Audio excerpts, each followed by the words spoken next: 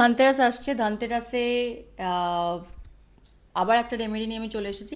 But এই রেমেডিটা ধানতেরাস উপলক্ষে না, এই রেমেডিটা তোমরা সারা বছর করতে পারবে, যে কোনো সময় করতে পারবে।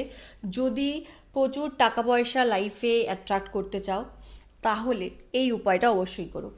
এবার আমরা জানি যে টাকা পয়সা আমাদের দেয় শুক্র, বাট বাট এটা হচ্ছে কলিযুগ। কলিযুগে টাকা পয়সা দেয় শনি এবং রাহু।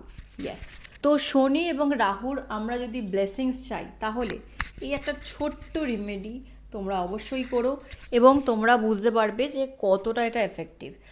এই রেমেডিটা তোমরা যে কোনো দিন করতে পারবে না, যে কোনো দিন করতে পারবে না।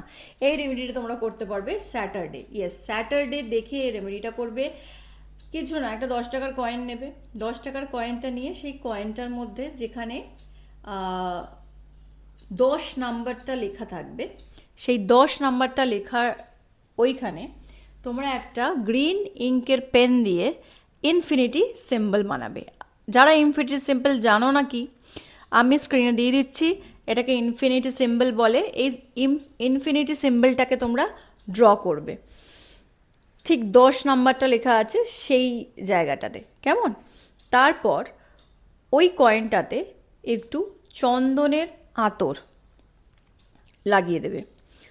তারপর ওই কয়েনটাকে তুমি তোমার পার্সে রাখবে।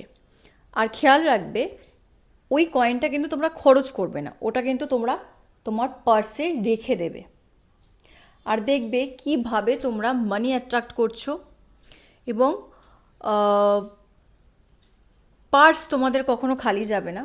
হ্যাঁ, তার জন্য কাজ কাজ করতে হবে, কর্ম করতে হবে। কর্ম ছাড়া কিন্তু কিছু হয় না, তো কর্ম কিন্তু তোমাদের করতে হবে।